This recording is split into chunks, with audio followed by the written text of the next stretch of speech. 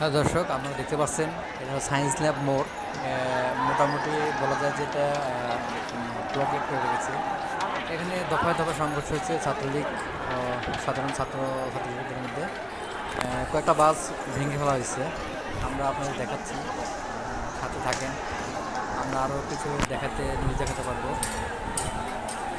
আমরা যখন এই ভিডিওটা করেছি ওভারব্রিজ থেকে, ফুট ওভারব্রিজ থেকে, দেখেন আপনারা বিএফটিসি বাস এখানে আছে, মিডিয়া একটা বাস আছে,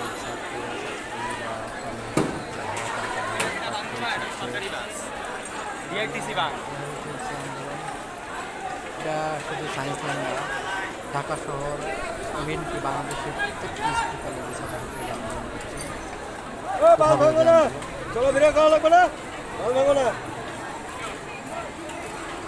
আপনি দেখতেই পাচ্ছেন।